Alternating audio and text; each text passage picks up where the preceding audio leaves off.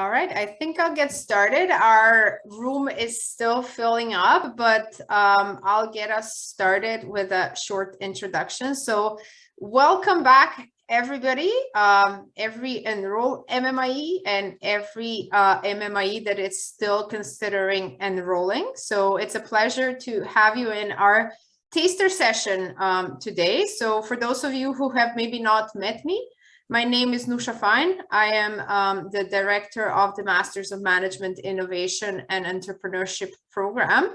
And today I'm thrilled to share the floor with one of our MMIE faculty, Jim Hamilton. Jim also shares a role with me. He's the director of the GDB program here at Smith. He's our sales and marketing specialist, so teaches sales and marketing in the undergrad, postgraduate programs. So you name it, you will see Jim in the hallway. And I think you will have a lot of fun listening to Jim talk about sales and new ventures today. So the purpose of today is to give you a bit of a taster session on what MMIE may look like. So think about this as day one. You walk into your Zoom room, I say hello, I provide a brief overview of MMIE. So it's 6 courses, 2 project courses, run online from August till July with 3 boot camps in person. And then I go, now welcome to your first course, enter Jim Hamilton. So Jim, welcome to our MMIE classroom. All the attendees, welcome. This is what your MMIE day one may look like. Nusha, thanks very much. And so I'm just checking out the attendee list here, and some amazing names, amazing people here. And so I'm excited about what's going to happen this year for this group. And as Nusha shared, I teach marketing and sales courses here. I've been teaching in the MMIE since its inception. So I'm very excited about this program. And more importantly, over the years, I've seen many, many MMIE grads go on to do really compelling things in the marketplace. And so hopefully in the months to come, I'll get a chance to meet you personally at the various residential sessions, and also a chance to actually engage with you in the journey that you're on in the program. So welcome to the MMIE. What I'd like to do today for the next 40 minutes to an hour is really just share a little bit about the world of professional sales. And when I say that word, lots of people have immediate perceptions. But when you think of entrepreneurships and you think of innovation, the ability to be able to help organizations make decisions, to invest in technology, to invest in infrastructure, is very, very important, very timely, even in current economic circumstances and the global situation facing us. So today, I just want to do a walk through what we're talking about when we talk about professional sales, what we're talking about in terms of business to business sales, and really what we're talking about in terms of the skills required to get buy-in. Because the reality is in entrepreneurship and innovation, you have to get people to move.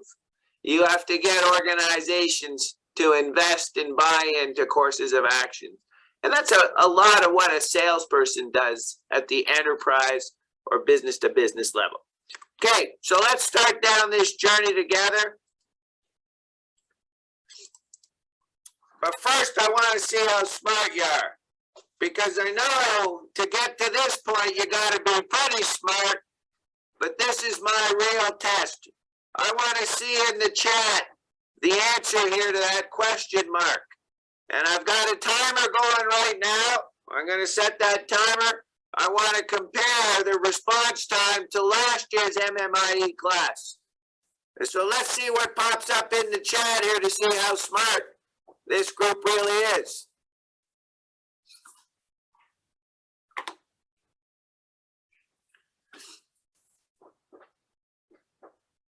Okay, I'm starting to question some things now. I'm not seeing anything in the chat.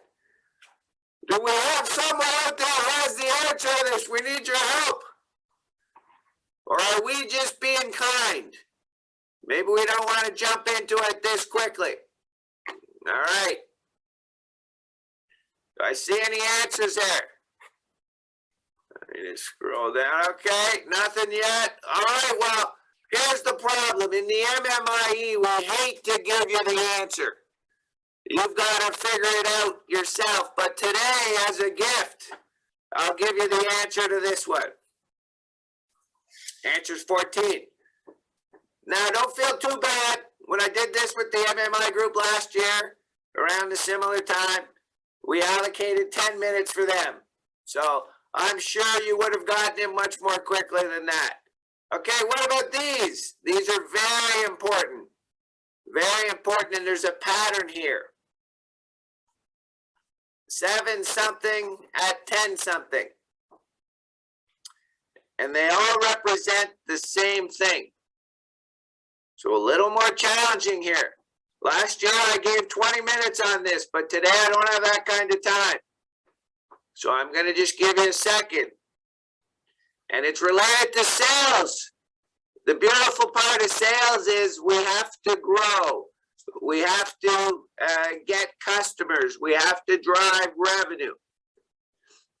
And so when you think of this, maybe some of you already recognize that this is really about how you double something. And so if you work from the bottom up, if you're growing at 100%, you'll double in 1 year. You're growing at 41% roughly, you'll double in 2 years, and so on up. And so these are important metrics, particularly for new companies that are trying to grow to a critical mass. And so important to keep that in mind, because a big part of driving revenue is paying attention to these types of growth numbers. And first off, I just want to share with you, thanks. And I'm just noticing in the chat, Tyler, you might want to check it out. I think some people are saying the audio is a little choppy. So let's just take a second. Tyler, you got any feedback there as to the choppiness? Sounds like a few folks are getting bad audio. So we'll just take a second and check that, because it seems pretty widespread.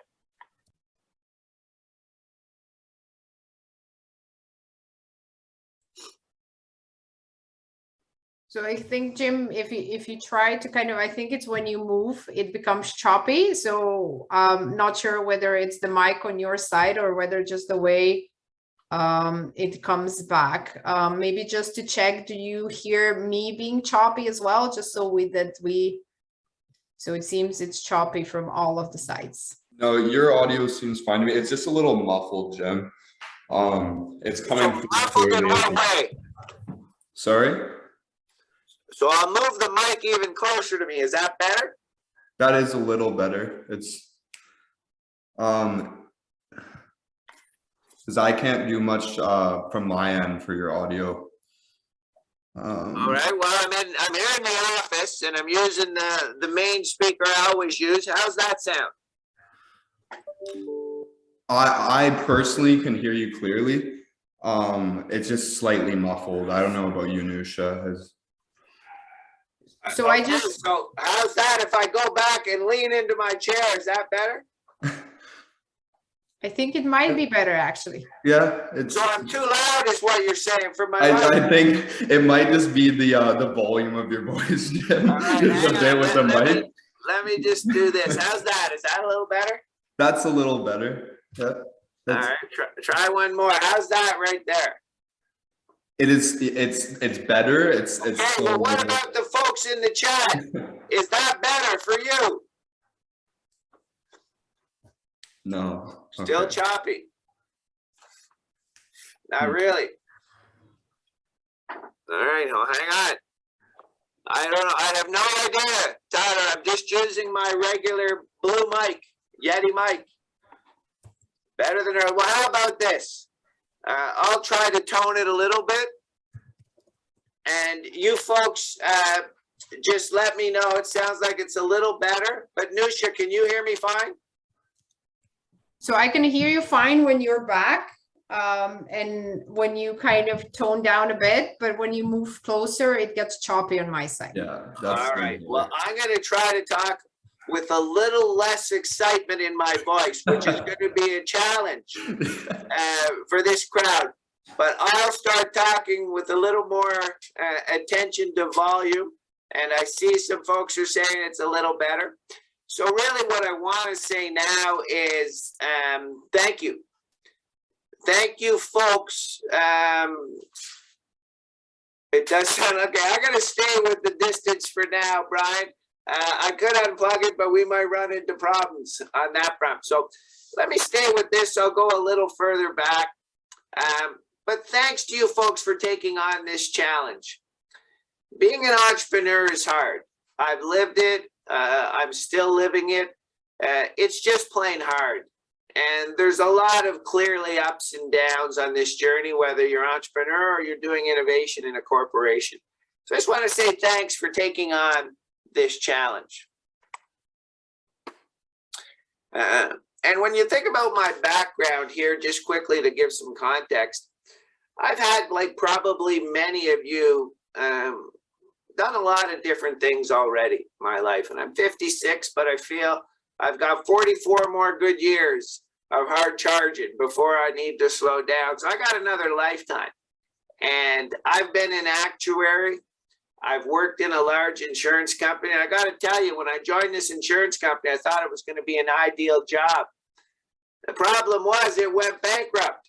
And my job was to make sure it didn't. I was an actuary, for crying out loud. But unfortunately it did, but it ended up being a wonderful thing for me because it opened up my eyes to doing further education, just like you folks are doing. And I did my MBA in 1995. And at the time I came out, it was a wonderful time for innovation and entrepreneurship. It was the first browser. I'm sure some of you are too young to know much about that period, but it was the first web browser. Innovation was around you. You could raise millions of dollars over a meeting at lunch. It was just a lot of excitement and a lot of innovation.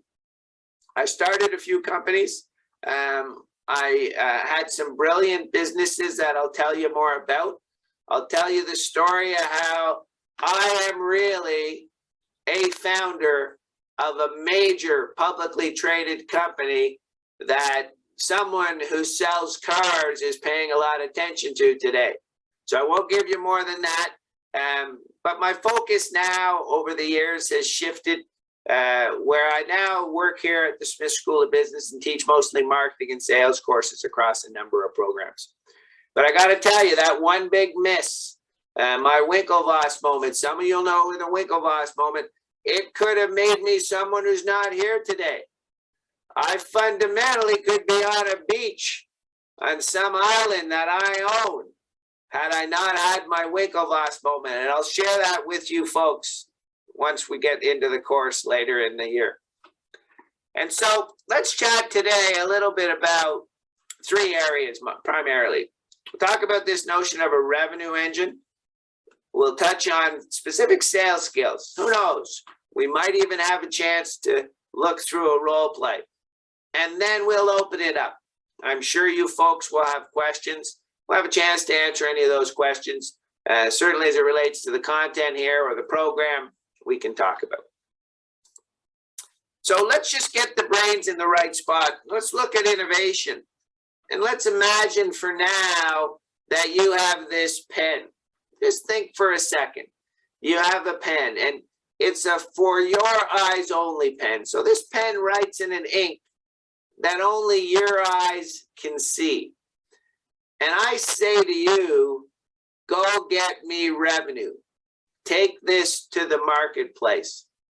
I want you just to take a second. Imagine this pen. It writes in an ink that only your eyes can see. So if you wrote on a sheet of paper and you looked at it, it would be normal. But if you passed it to me and I looked at it, I wouldn't see anything. Okay, so keep that in mind and just take a second and think about what decisions would you have to make to take this product to the market, to go to the market. So I'll give you just 30 seconds for that. And some of you maybe can speak to whether my audio is a little bit better, or at least acceptable right now. Okay, so I'll give you 30 seconds for that.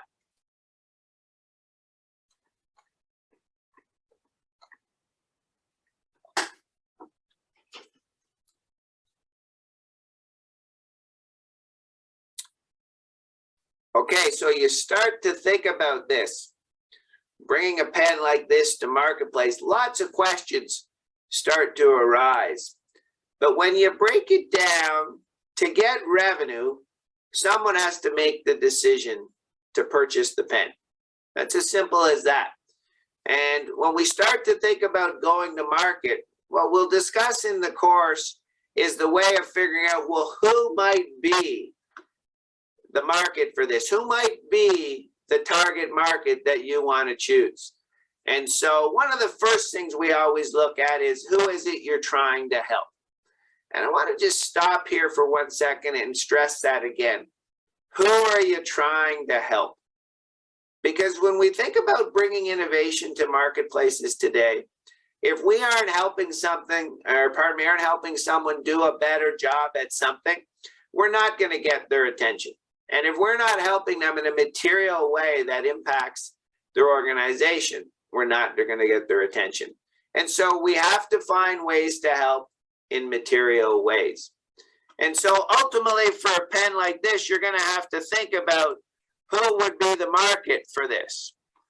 And you can start to think about lots of markets. And when we think about markets, we then think about how we get business from them. So let's just look at something called the revenue path for a second. But just before we jump fully into that, we have to appreciate that a target customer needs to exist. So let's think for a second before we jump into this. Who might have need for this pen? Who might we help with this pen? And as you start to think about who it might help, I'm sure people are coming up with people like, well, there could be people who like to journal, for example. Maybe people who like to journal would like a pen like this because they could write in their journal and just leave it around, no problem. I'm sure some of you thought about that, and that would be a consumer marketplace. And I'm going to tell you a little quick story here about me. I mentioned earlier, or showed earlier, that I have 3 children.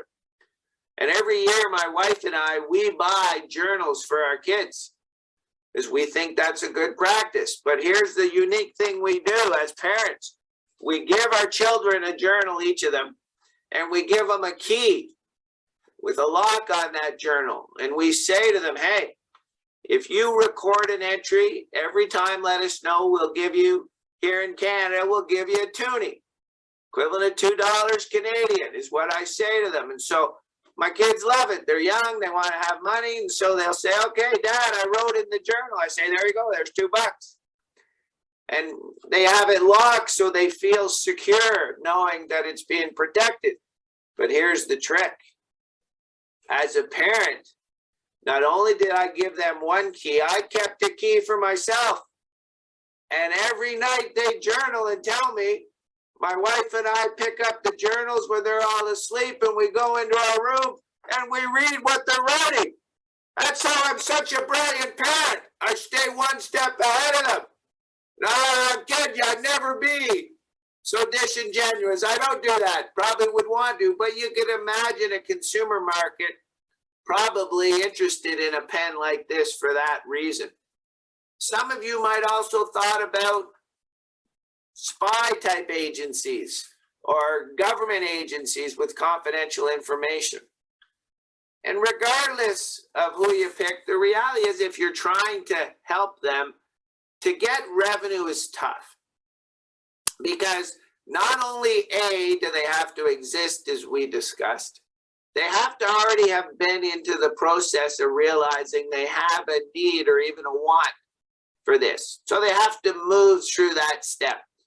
Sometimes call that demand gen phase or demand generation. Some of you who are in industry might have heard of things like growth marketers is an important role they play. So they have to be aware that they have an issue. Then the most important thing that's in red there on the screen is they have to execute all the steps in their buying process. So let's stop for a second. Critical point. We need to study how people buy.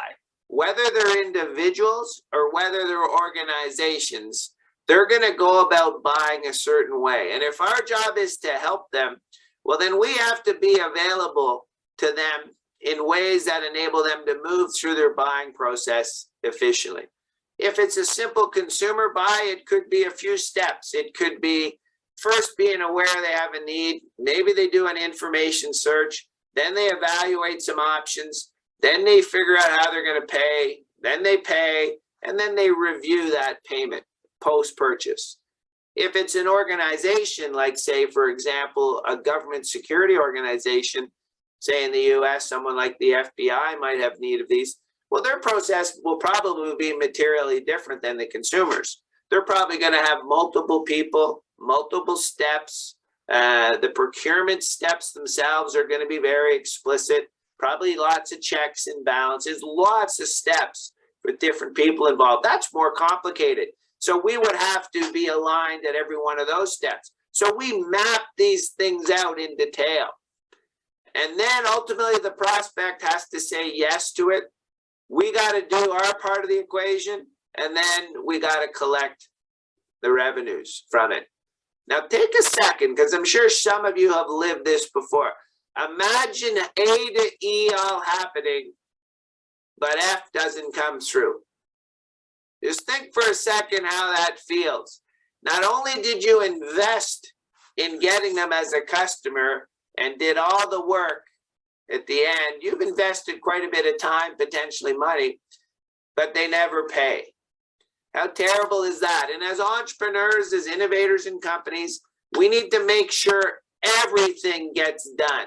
And so that's why what I want you to do the next time you run into an enterprise salesperson or a B2B salesperson is give them a virtual hug and say, thanks very much.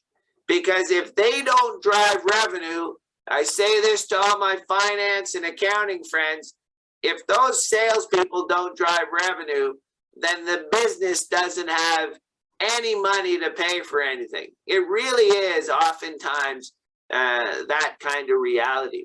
And so it's really hard. When you're entrepreneurial and running a company, you are the top salesperson in the early days.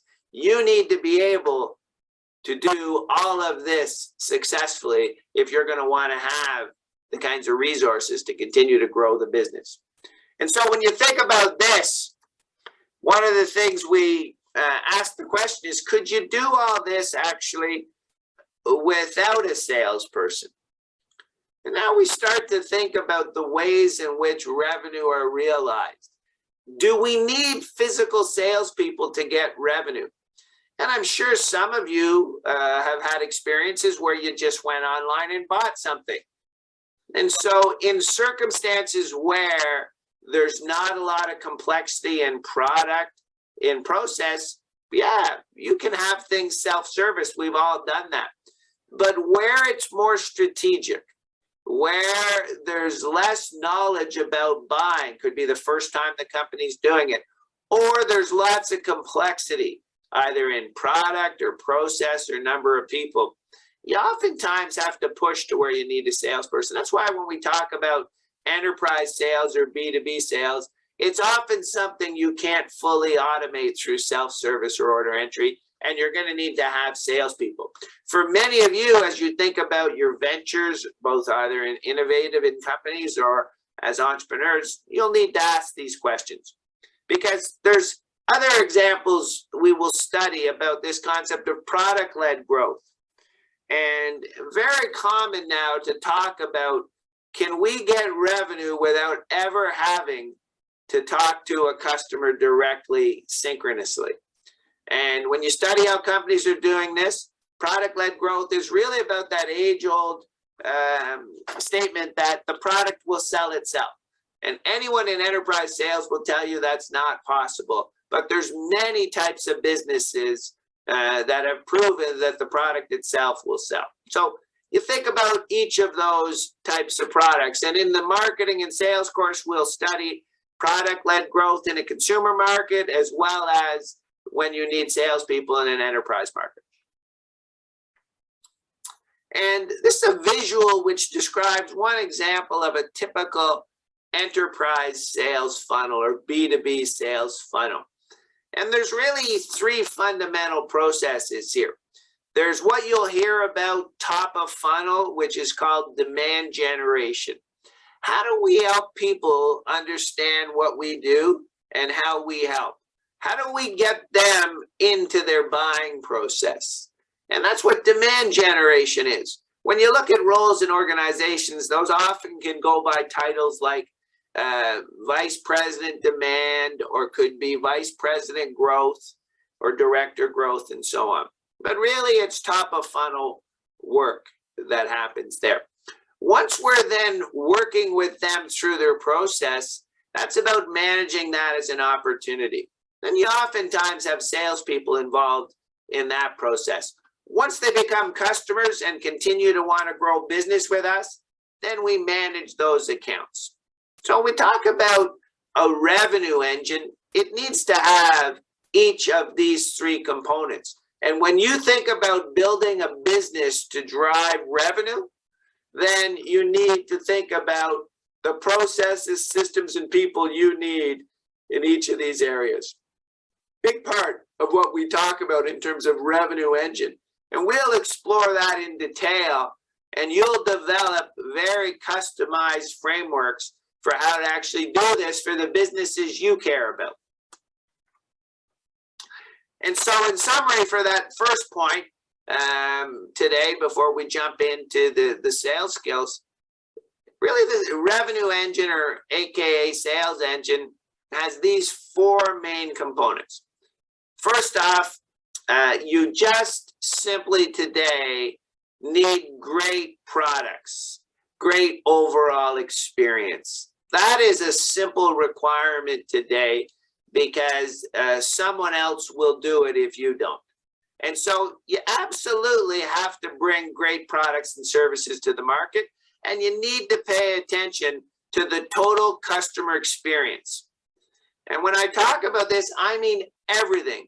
Everything from the first piece of content they interact with to the way they continue to order and give you business, and everything in between is mapped out, studied, and we figure how to make that easier, faster, better for our customers. Okay? And so that's just a requirement. That's why in the MMIE, you'll also study the importance of design and product and user interfaces, and why all that is critical to have a chance to earn revenue. And then, as I shared, with a great product, you now have an opportunity to get the word out so that your target market knows. You then put the resources in place to help them then choose you, and then you work to retain and grow business with them. So that really is what a revenue engine or sales engine is. And we'll study that in a lot more detail in this course. And to just give you a sense for some simple math on this, take a second. I'm going to give you just 30 seconds. Just absorb this slide. And for some of you who like the numbers, this will be immediately apparent. And for others, it'll just take you a little time. But I'm going to give you 30 seconds to just absorb this content.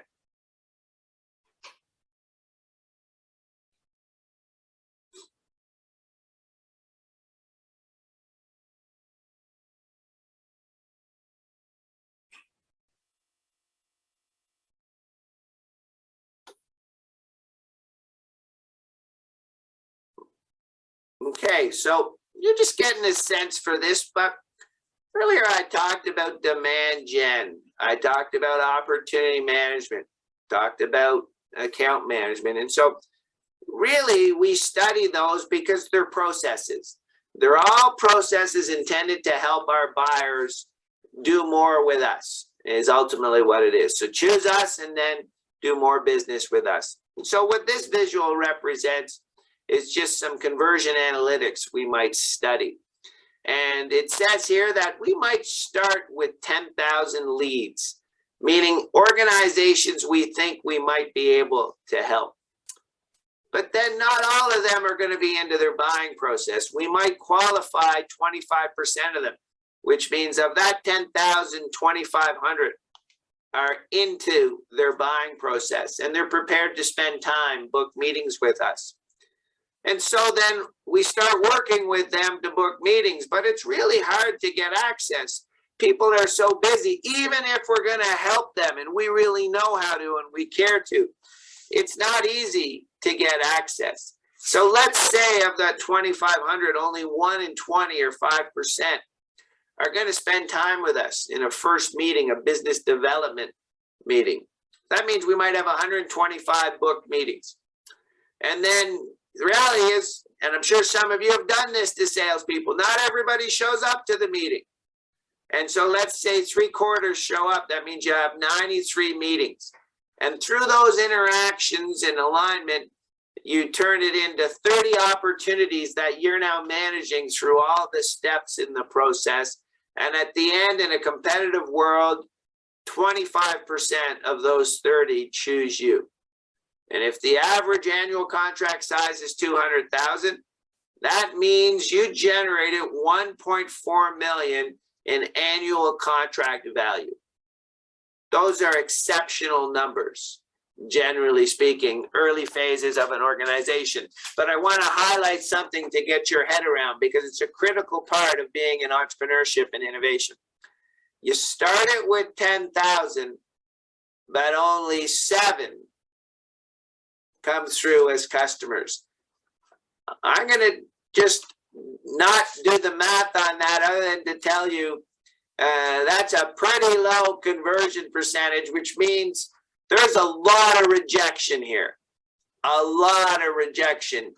Essentially, what would that be? 9,993 people / organizations aren't interested in you.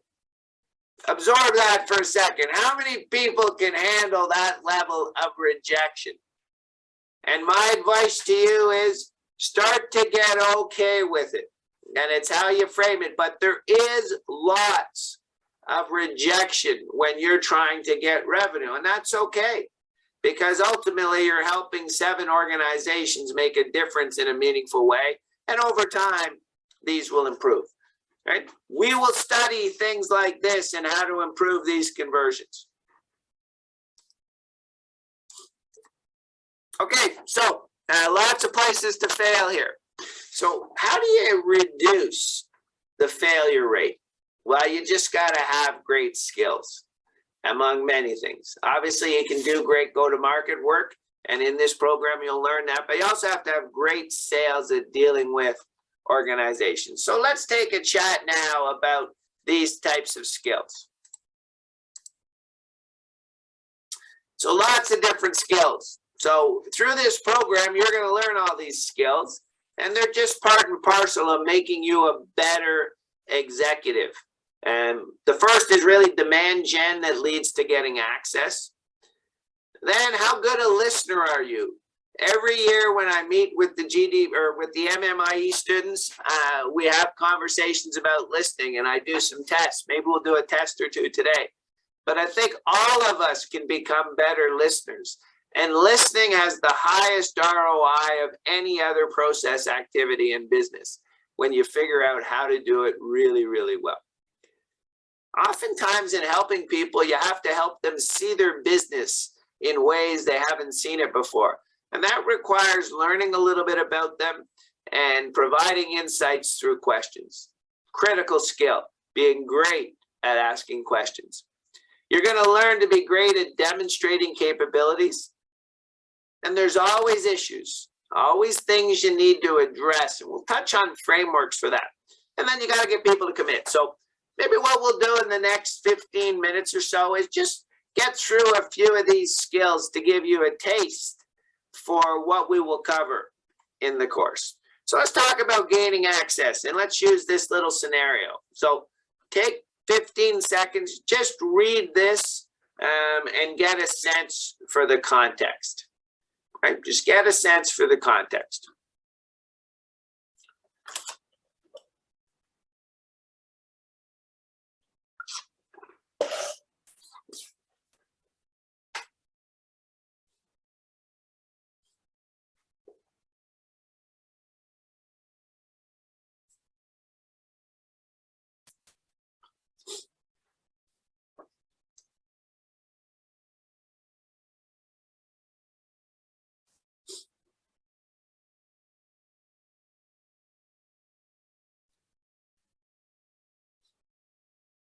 Okay, so just thinking about this scenario, and we're thinking about, okay, how do we help people? Always coming back to that. And I'm thinking you're the founder of this NewCo and you have this complex software to help productivity. So you can generate probably a lot of margin for companies through productivity. And because it's quite complex, you're trying to meet with senior people in the company, and the chief financial officer is one person you're going to want to meet. Probably there'll be multiple people involved, but usually these folks are quite experienced and have a big impact on this. And let's say you're having a Zoom call, 10 minutes with them, and you're able to book this through a series of interactions. And so let's just quickly go through these 5 questions below. So the first off is, why did you ask the CFO to give you 10 minutes for a meeting? And when we think about that, the kind of mindset we bring to bear is you would never ask a CFO or anyone for that matter for a meeting unless you had a hypothesis that you could help them. And in the early days of a new venture, you sometimes are reaching out not for commercial transaction, but just to learn more and do market research. So that's one thing.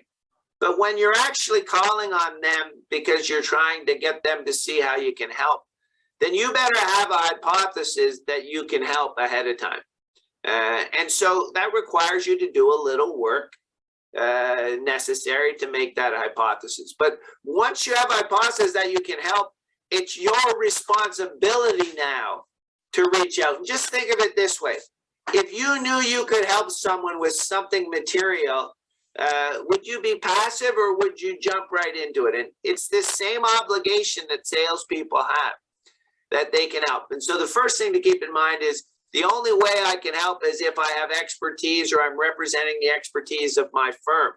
And so early on, that usually is you as the founder or your partner or colleague. So you better have that hypothesis that you have the expertise to help. Otherwise, you're just wasting people's time. The next question speaks to, why did the CFO take the meeting? Executives are busy. They're not waiting. I've never heard an executive say to me, I can't wait to hear from a salesperson later today. It just doesn't happen.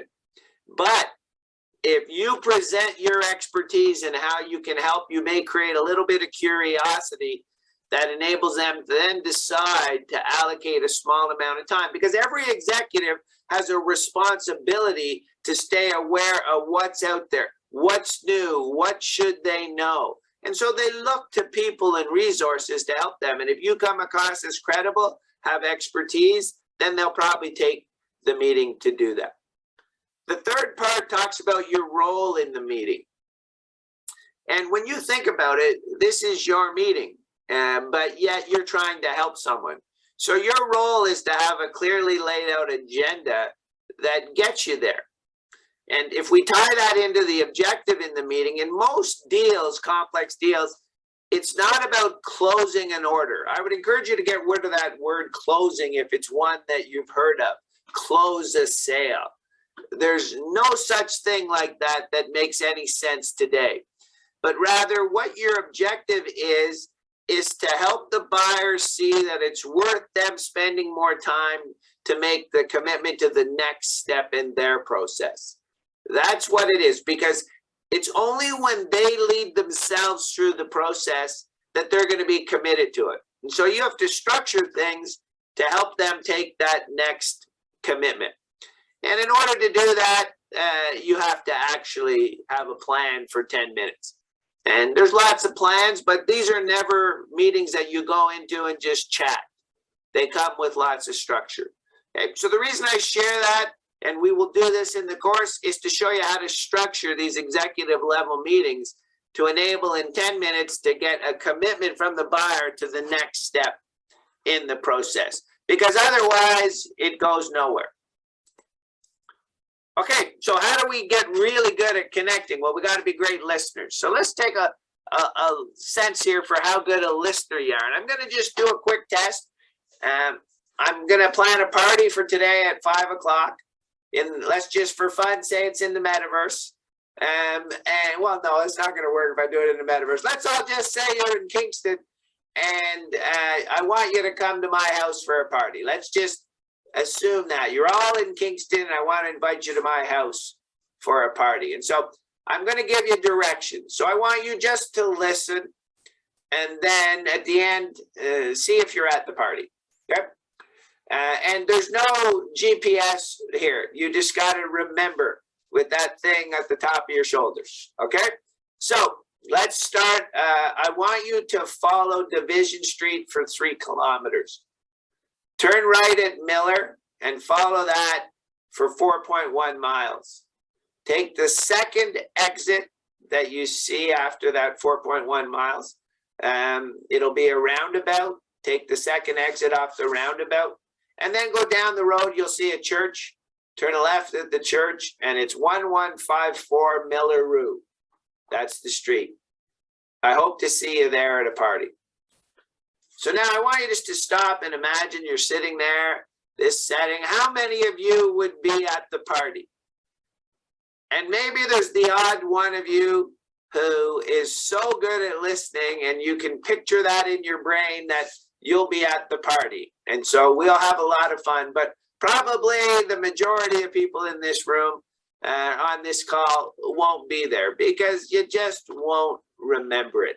Because I didn't give you enough context at the beginning and it's a bunch of random things coming at you.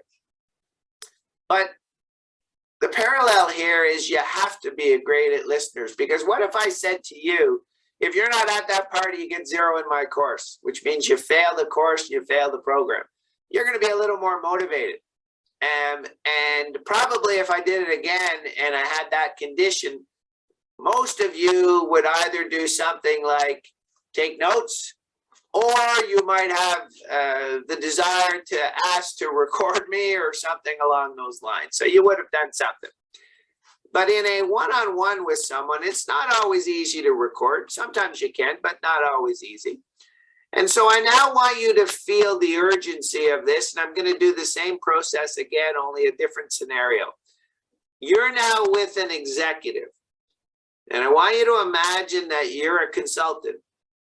And I brought you in. I'm the CEO of this new company, and I brought you in. And in the first minute, I'm going to give you the context for what I'm trying to do. And then I'm going to ask you to then take on the next 59 minutes. If you assumed it was an hour meeting, I'm going to speak for a minute, and then you have 59 minutes. So I want you now just to think about, okay, this is critical. I want to capture this stuff. Do whatever you would do to capture this. Okay. So scenario is you're a consultant and I'm an executive of a new company and I called you in to help me. So here's how it might go. Talk for about a minute and then you have to then lead the question. So I'm going to say something like, hey, well, listen, I appreciate you coming in here today. I heard good things about you from a number of folks. I've been here at the company for about 3 months. Starting to get a sense for what's going on. We definitely have problems in the plant. Our defect rate is about 8%, should be about 1. I've been chatting with Marina, who's trying to get a handle on why revenues are down. The culture needs to be worked on, and I'm trying to get Tahara to drive that process. Tahara is new to the company. But overall, I got to get this turned around. This business needs to do a lot better. That's what I was hired for. And I present to the board in another 80 days or so what my plan should be. And that's why I brought you in. I need some help. I'm going to look at 2 or 3 companies, you and 2 others, and then I'll shortlist one and negotiate and hope to in the next 30 to 45 days have that company, that consulting company selected to help me put the plan for the board. So I appreciate you coming in. Okay, so I talked there for a little over a minute. Imagine I'm staring at you in a meeting, whether face-to-face or over Zoom, and you have the awkward silence of maybe 30 seconds before you have to take control of this meeting. And I want you just to sense now for a second how you would do that. If you had 59 or so more minutes to get as much as you can to figure out how to help me. Just take a second there. If you want to fire in the chat, go ahead. But I'll just give you 10 seconds. What would you do now if I was staring at you and you're this consultant / expert? How would you then follow up? What would you do? And I just want you to think about it for a second. Give me maybe 10 seconds and then I'll share with you some concepts.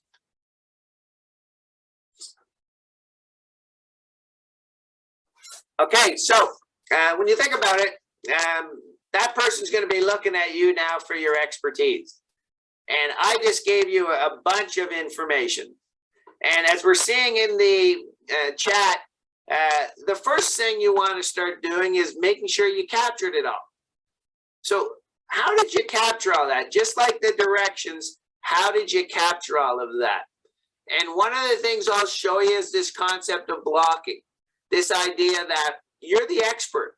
And as they're speaking, you know what you're looking to hear. So as long as you have that ahead of time and have planned it, you know the things you need to learn about. And so they talked about people, as we heard in the chat. They talked about specific issues. They talked a little bit about timelines. They talked a little bit about their specific role. They talked about, and so you're able to get all the pieces which help you start to figure out how best to help.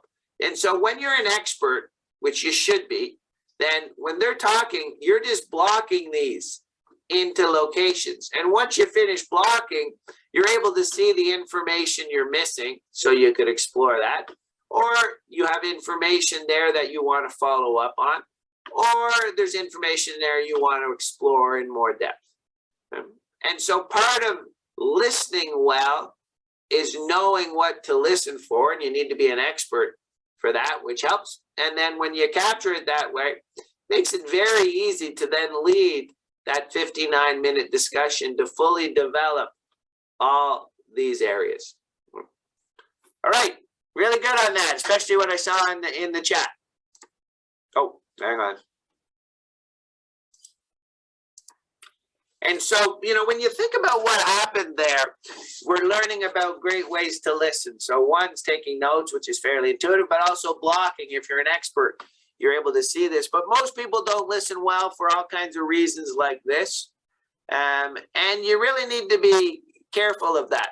All these things. I mean, I'll give you a simple example. I try to call my mother. She's 90-something. Every night when I go home, I call her. She still lives in her house in Kingston. And I'll call her and I'll say, "Hi, Mom, how are you?" the whole bit.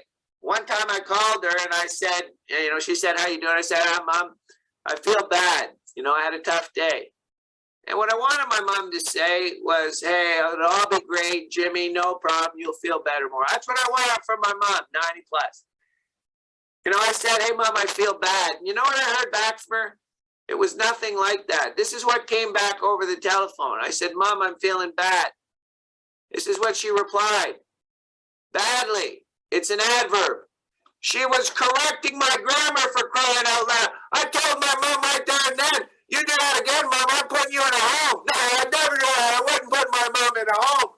But don't be the corrector out there. Be listening for really what's going on, not to correct something which really isn't relevant to the conversation and trying to help people. So this is just a fun way to think about it, but just keep those things in mind. I see it all the time. People play these roles and they stop listening.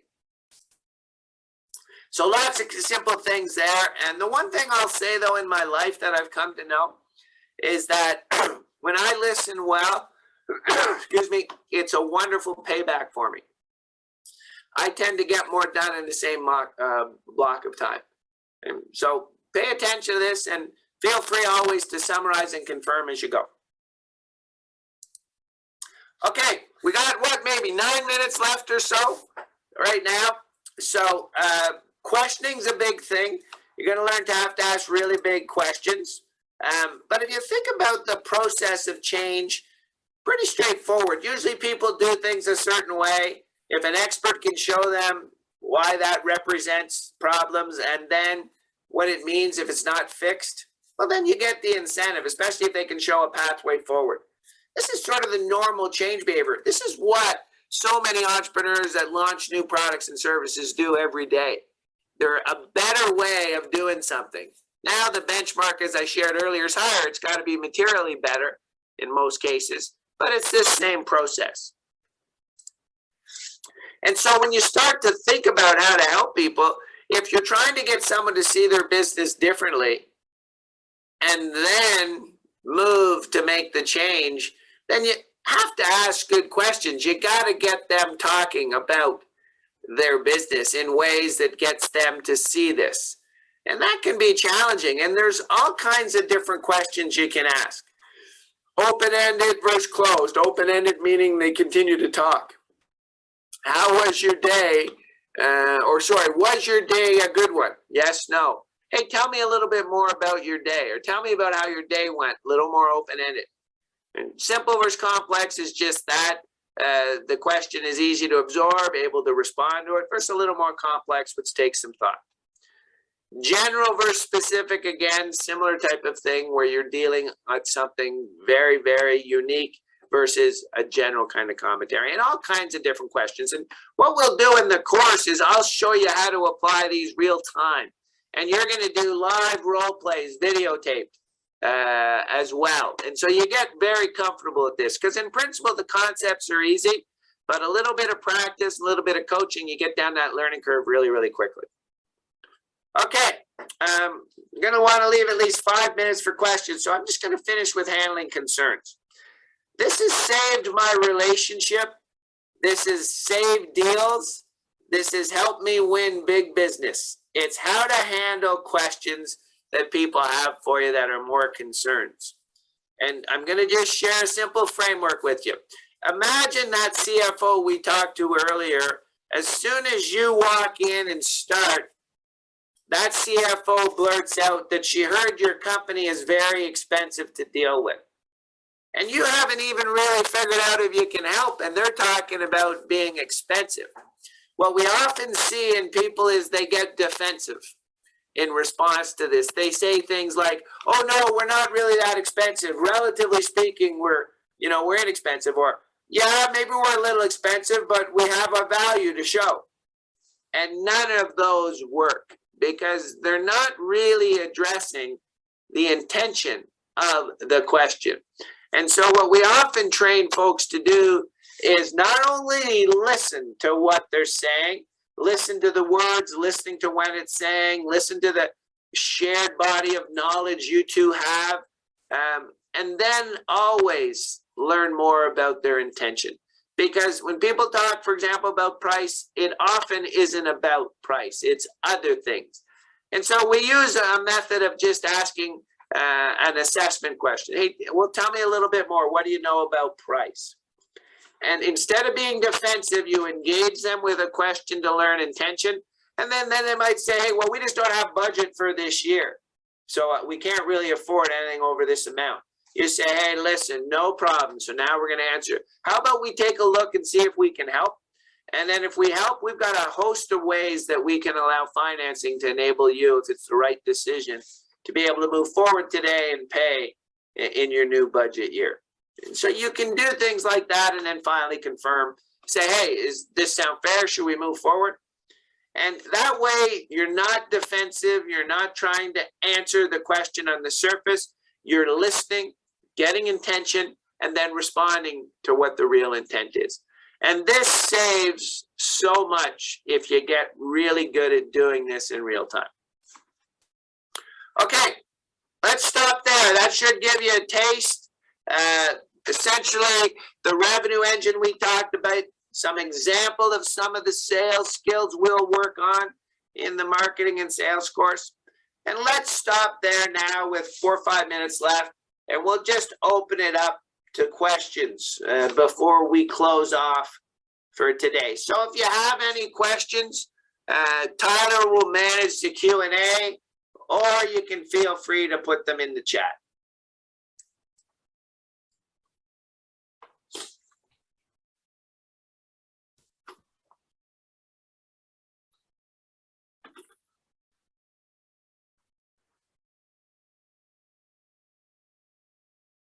Okay. As we wait for questions, just a quick thank you very much, Jim, for an overview.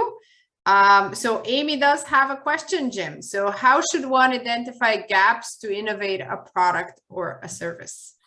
Yeah, thanks for the question, Amy. I mean, ultimately, you need to have some level of expertise, and you need to engage with whomever you're trying to help with that gap. And so a big part of initial work in entrepreneurship or innovation is engagements to discover what are some of the pain points, for example, or sometimes people refer to as jobs to be done, and looking at how they're currently doing things, and then having hypotheses about, well, what if they were able to do it this way? What would be the benefit to them? And then spending time with them figuring out how big that gap really is today, and then further exploring it, because maybe your initial hypothesis was wrong, and that in engaging with them in industry, they'll show you other things where the gap is bigger, such that it's worthwhile for you to try to address it.